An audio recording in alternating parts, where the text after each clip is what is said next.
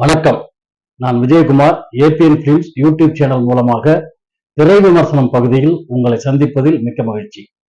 இன்றைய திரை விமர்சன பகுதியில நம்ம பார்க்க போகின்ற திரைப்படம் என்னன்னு பாத்தீங்கன்னாக்கா ஜென்டில் உமன். இது ஜென்டில் உமன் அப்படின்னு சொல்லிட்டு டைட்டில் கொடுத்து இந்த படத்தை எடுத்திருக்கிறாங்க. இந்த படம் பெண்களுக்கான ஒரு படமாக எடுக்கப்பட்டிருக்கிறது. பெண்கள் பக்கம் இருக்கும் நியாயம் கற்பிக்கப்பட்டிருக்கிறது அப்படின்னு தான் சொல்லணும். ஏன்னா அந்த மாதிரி அந்த படம் எடுத்திருக்கிறாங்க. இந்த படத்தை ஜோசுவா சேதுராமன் அவர்கள் எழுதி இயக்கி இருக்கிறார்கள். இதுக்கு தயாரிச்சு கோமலா ஹரிபாஸ்கரன் அப்படின்றவங்க தயாரிச்சிருக்காங்க.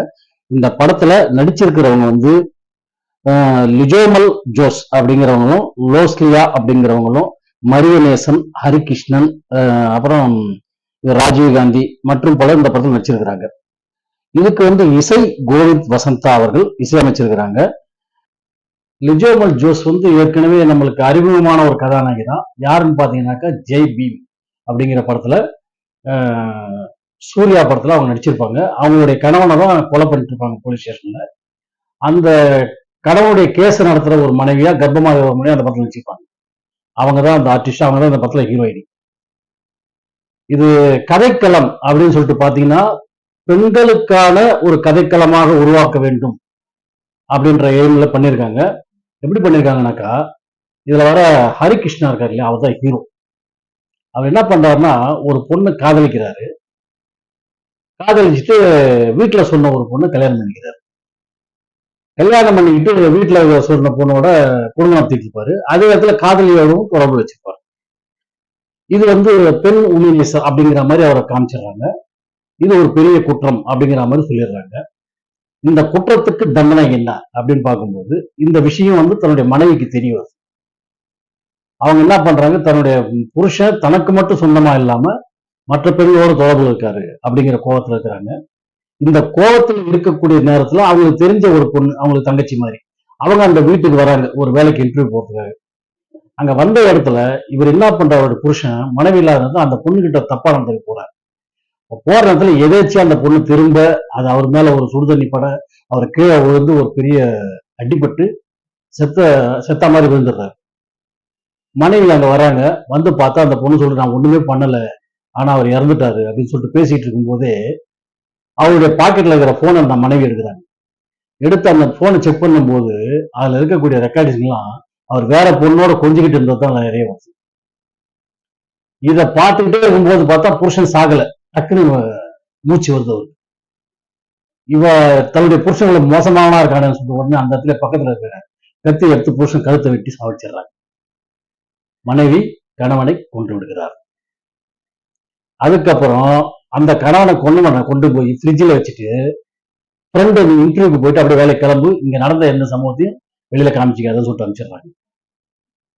அதுக்கப்புறம் அவர் காதலிச்சுக்கிட்டு இருந்தார் இல்லையா, ஒரு பொண்ணு தொடர்பு இருந்தார் இல்லையா, அந்த பொண்ணு தேட ஆரம்பிக்குது. அவரு தேட ஆரம்பிக்கும் போது ஒரு போலீஸ் ஸ்டேஷன்ல போய் கம்ப்ளைண்ட் கொடுக்குது. அங்க இருக்கிற உயர் அதிகாரி அந்த பொண்ணுக்கு ஆதரவா இருக்கிற மாதிரி பண்ணி அந்த காதலிச்ச பொண்ணு மேல அவ்வளவு ஆசைப்படுறாரு. அந்த பொண்ணு போய் அனுபவிக்கணும்னு ட்ரை பண்றாரு. அங்க ஒரு பெரிய ஸ்ட்ரகிள் ஆகுது. அந்த பொண்ணு அவரை கொண்டு விடுது, போலீஸ் அதிகாரியை. இப்ப என்ன பண்றாங்க, தாலி கட்டின பொண்டாட்டி புருஷனை கொண்டுட்டா, காதலி கேஸ் விசாரிக்க வந்த போலீஸ் அதிகாரியை கொண்டுட்டா. இதுக்கு ரெண்டு பேரும் கொலை செஞ்சதுக்கான பொதுவான காரணம் என்னன்னு கேட்டீங்கன்னா, அந்த போலீஸ் அதிகாரியும் பெண் பித்தர், இந்த கணவனும் பெண் பித்தர். பெண் பித்தர்களாக இருக்கக்கூடிய ரெண்டு பெண்கள் கொண்டுட்டாங்க. இதுல யார் பேர்ல குற்றம் சொல்ல முடியும்?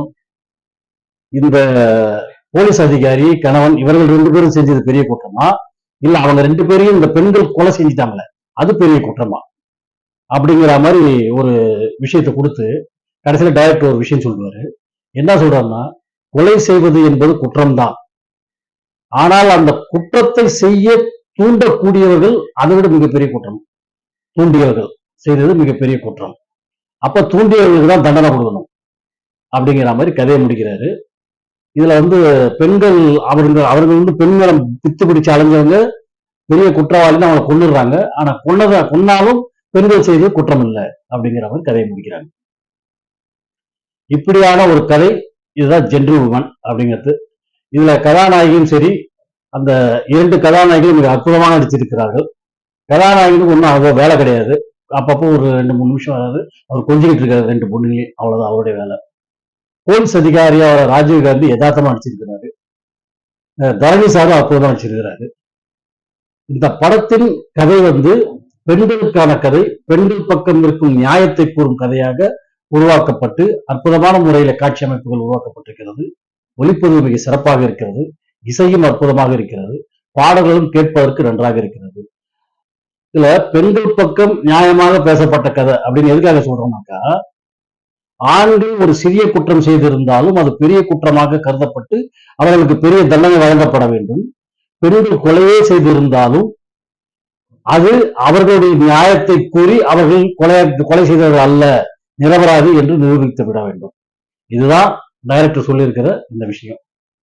இது மட்டும் இல்ல, இதுல ஒரு பழைய காலத்து ஒரு பழமொழி ஒண்ணு சொல்லுவாங்க.